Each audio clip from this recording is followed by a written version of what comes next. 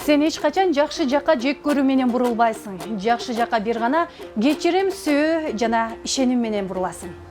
Кутмандуу күнүңүздөр менен урматтуу теле көрүүчүлөр, кайрадан алтын сандык автордук берүүсү старт алды. Ал эми бизди күтүп жаткан өзгөчө конок бар. Аны алдыда биз менен биргеликте көрө аласыздар. Саламатсызбы? Саламатчылык. Кандайсыз? Жакшы, рахмат. Бүгүнкү биздин алтын сандык автордук берүүбүзгө кош келипсиз. Келиңиз анда. Биздин программабыздын максаты сиздин жетишкен ийгиликтериңиз, жалпы эле чыгармачылыгыңыз тууралуу сөз кылабыз. Бул жакта белгисиз дагы белгилүү да суроолор катылган. Анда суроолордон баштай элек. Эмеде окуп турат да, тигил мектепте студенткесте экзамен ала тургандай. Манакей, аны биз дагы эбепке себеп болуп, Кубат мырзага студенттик кезин эстетип жатабыз. Алгачкы суроо эмне экен? Алгачкы суроом устатыңыз деп. Сөз башынан болсун. Негизи устат деген сөз өзү бир касиеттүү сөз да. Устат десе эң биринчи балага устат бул ата энеси. Айрыкча чоң атасы, чоң апасы, ата энеси болгон устат. Жол көрсөтүүчү го. Анан бул турмуштагы устаттарым көп. Баягы жеке эле өнөр эмес. Ушул турмуштагы, окуу жайдагы мугалимдер да устат болушу мүмкүн. Анан жеке айтыш өнөрдөгү устаттарыбыз өтө көп. Сөз башынан болсун, бул эң эле улуу устатыбыз Токтогул. Өтүп кеткен. Аналарды көрбөй калдык. Токтогул атабыздын шакирти Коргоол, калыга кийип, Алымкул Үсөнбаев, алардын шакирти кечээки эле аттын кашкасындай таанымал Ашыраалы, Эстебес, Тууганбай. Алардын шакирти мынакей кечээки бүгүнкү күндүн залкарлары Элмирбек Иманалиев, Жеңишбек Жумакадыр, Амантай Кутманалиев, Азамат Болгонбаев, Ала Туткучев агайларыбыз. Ошолор бизге устат болуп келет. Алардын шакирти биз болуп келатабыз да. Бул айтыш өнөрүнүн келаткан муундан муунга, атадан балага келаткан ул өнөр экен. Аларды айтып кетели. Анан эми жеке өзүмдүн устатым, айтыш өнөрдөгү устатым ушул эң биринчи мен эсимде Ала Туткучев агайыбызга филармонияга келгенбиз. А кишинин бүгүнкү дагы күнүндө бизге көп насаатын айтып келет. Жеңишбек Жумакадыр бар. Жалпы эле акындардын баары эле биздин устаттарыбыз, бирок устаттын дагы устаты болот эмеспи? Баягы жан сырыңды, ичиңдеги бугуңду төгө турган дагы бир устат керек экен. Мынакей ошолор биздин устаттарыбыз. Жеңишбек Жумакадыр агайыбыз олтуруп алып, таң атканга чейин сүйлөшкөн күндөр болот. Ошолор бизди таптап, канап, курчутуп келген биздин агайларыбыз. Аларга дагы аябай таазим кылам. Ушундай шакирттерди, бизде болгон балдарды көңүл бөлүп, бизге сөзүн айтып, бизге көңүл бөлгөнү бул чоң бир бакыт да. Негизи эле бул турмушта ушундай сүйөнө турган бир адам керек экен. Жол көрсөтө турган, кеңеше турган, бир кайгырсаңбы же кубансаңбы аябай ушул сенин кубанычыңды дагы, кайгыңды дагы тең бөлүшө турган адам болсо, бул эң бактылуу адам деп билем. Мынаса, келиңиз, кийинки суроо сизди күтүп жатат. Үй бүлөлүк балыңыз дейт. Үй бүлөлүк балыңыз. Үй бүлөлүк Абалыңыз дейм, жеке үй бүлө болгондо бир эле аялым бар. Чынында? Мен былтыр баш коштук. Үйлөндүк былтыр. Быйыл уулду болдук. Азыр болсо эң таттуу, эң сонун үй бүлөлүктүн бир убагын баштан өткөрүп жатабыз. Ошондой ата энебиз менен турабыз. Мен жалгыз уулумун. Баягы. Бул төкмө акындарга кыздарды оңой менен тандашпайт. Эми ата тегин сурашып дегендей, сиз келинчегиңизди кайдан жолуктургансыз? Мен келинчегимди болочок кезде экөөбүз группалаш болгонбуз. Баягы арканда алыс эле кыртканбыз. Баягы чок окуп атканда эле байкап койгом. Насага? Экөөбүз чок окуп, ошол 5-курсту аяктап, ошо баш коштук. Окуу жайды бүткөндөн кийин? Бүткөндөн кийин баш коштук. Анан азыр сон. Сиздин өнөрүңүзгө кандай көз карашта жеңебиз? Ал менин келинчегим аябай жакшы. Биз да үйдөн айтышып калабыз дейсизби, комуздарды колго алып? Ал мени таптап турат. Экөөбүз айтышканда. Ошо менен өзүм өнөрүмдү өстүрүп турам. Мынакей. Аялдарды билебиз го, бир сөз сүйлөсөң 10 сөз сүйлөйт. Аларга айтышка даярдык кылганда ошол келинчеги менен айтышып, момундай кылат турбайбы деп анан даярданып алам. Даяр экен, мен де анан жөнөйсүз. Жөнөйм. Келиңиз. Анан кийинки суроо көрөлүчү. Кийинки суроо. Төкмөлөк өнөрүңүздү канча жашыңызда байкагансыз дейт. Негизи эле акын экениңизди канча жашыңызда байкагансыз? Менде ушундай өнөр бар турбайбы, көрсө муну алып чыгыш керек экен деп. Негизи кайсы төкмө акынды сурабаңыз, баары түпкүрүнө барып манасчылыктан башталган да. Дээрлик көбү манас айтып баштаган. Манас айтып, манастан кийин комуз чертип, анан төкмөлүк өткөн да. Ошол сыңарындай мен дагы эң биринчи мектепте эле 1-класста окуп атканда эле манас айтчумун. Ар кандай фестивалдарга катышып, ал тургай Нарынга чейин барып, эсимде ошол Ысык Ата Чүй облусунан биз баягы манас айтып барганбыз. Андан кийин ар кандай конкурстарга катышып, анда жаш таланттар деген илгери фестиваль болуп турчу, азыр болуп тура билбейм. Ошол жерге катышып, байгелүү орундарды алып, баягы жаш кезимде болчу да. Анан өспүрүм болуп 6-7 класста болгондо айтпай калдым. Негедир баягы уялып калсам керек кичине. Андан кийин комуз чертип баштадым. Мен өзүм сологой болсом, атам дагы чоң атам дагы өзү оң кол. Анан же күйлөп бере алышпайт комузду. Анан мен аябай кызыгып, үйдө эсимде ушул үйдө комуз турчу. Мен ошо ойлоп койдум, ушул үйдө комуз турса бала кызыкса эле чертип алат экен да. Ошондуктан ар бир кыргыздын үйүндө комуз турса сөзсүз баласы чертет экен да. Кызыгып. Анан комузду алып эле черте берчимин. Чертип, күйлөнсө деле, күйлөнбөсө деле, каккылап эле, ырдагансып эле баягы. Анан атам дагы комуз чертет, өзү баягы күйлөп берип калды. Анан ошентип эле өзүм бир бар окшойт, бир чымыны бар окшойт, кубаттын да кой. Анан комуз чертип эле ырдап калдым. Ырдап эле ар кандай, анда апам дагы ырдайт, апама чертип берчүмүн. Анан өзүм дагы жаттап ырдай баштадым.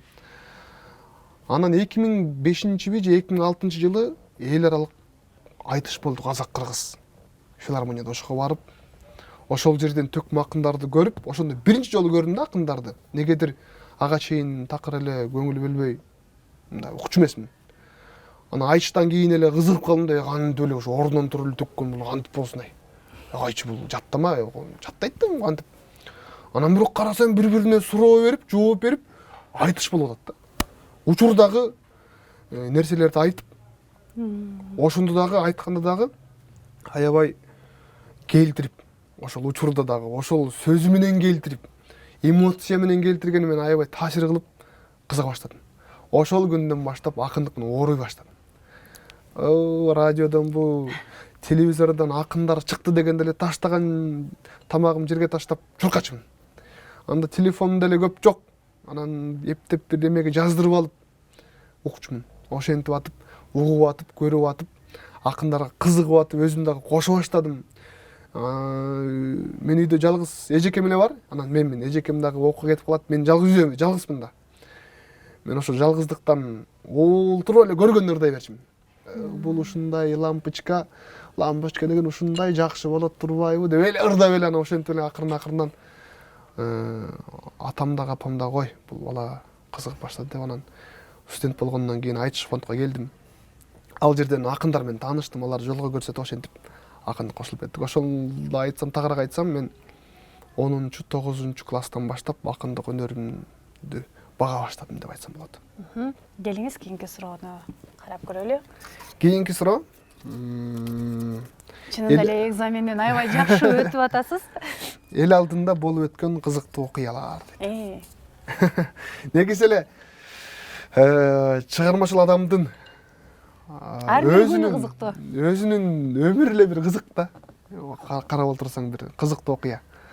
Өтө көп гастролдоп чыкканда, концерттерде, айтыштарда өтө көп болот. Кызыктуу окуялар. Ал тургай жанакы биз сахнага чыгып отурабызго. Кээде стөлүн тээп алып жыгылган учурлар болгон. Мен эмес, башка балдардыкы.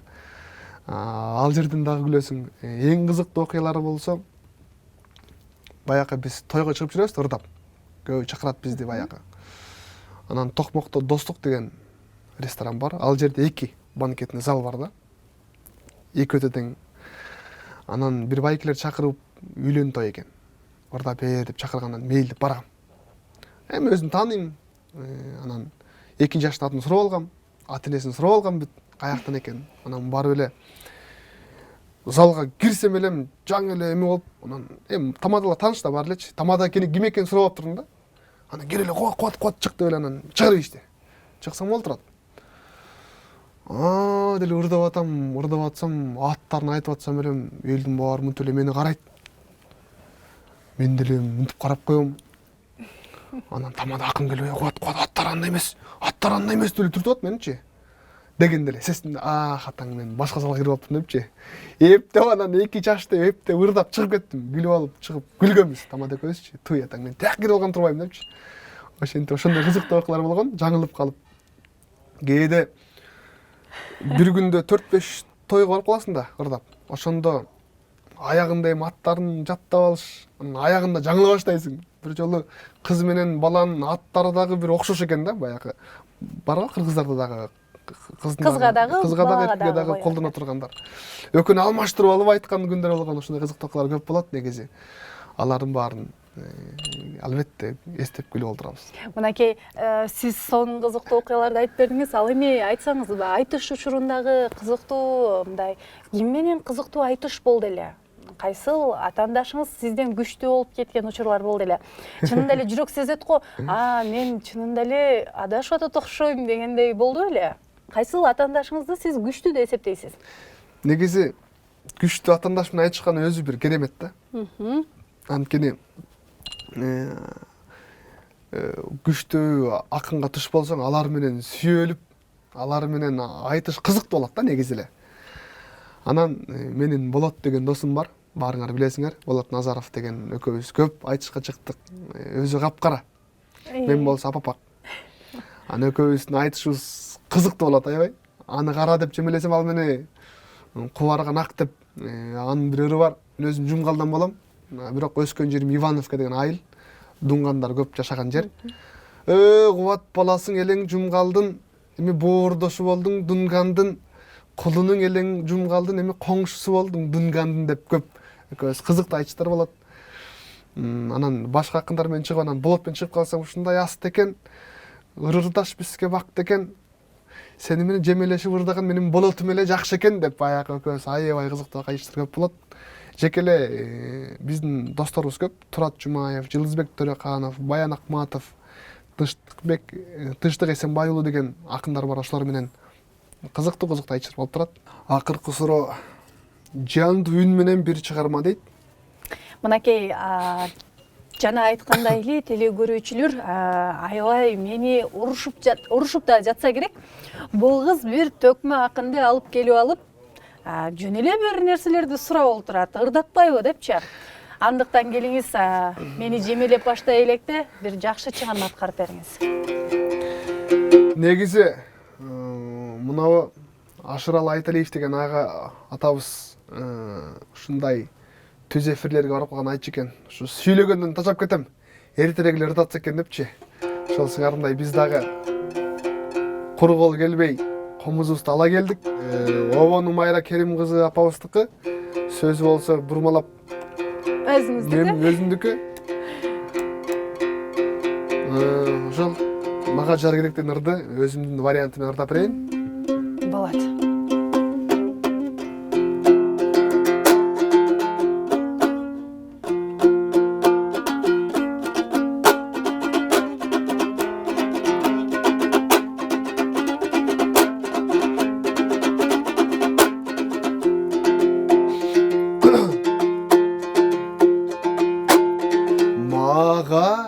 Жер керек тебелеп басылбаган, тонолуп казылбаган, үзөңгү куш каркырадай чет элге сатылбаган.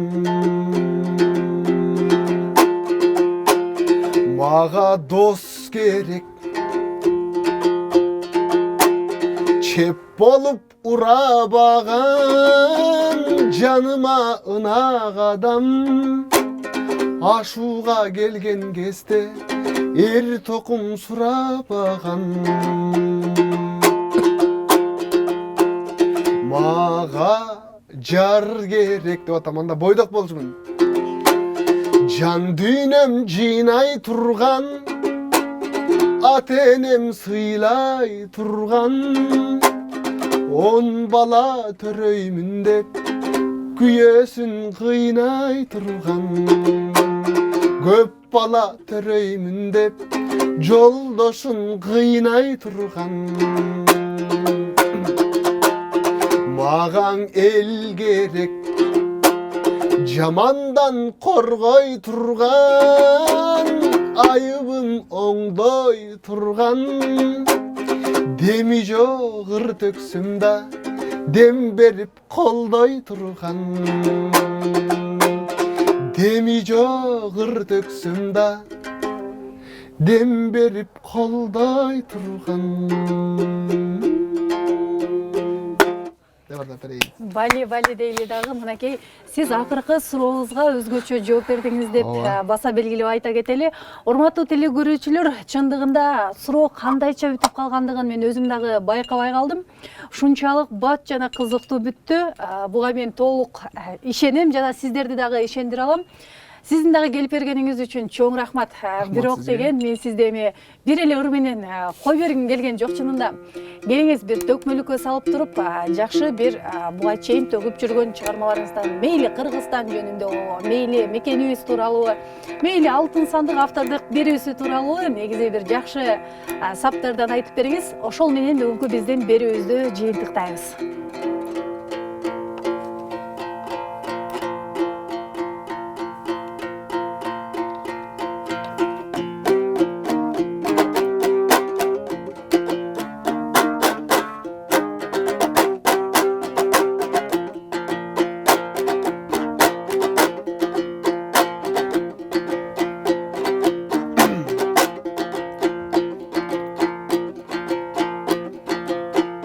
О халкым, Кудайдын куттуу күнүндө,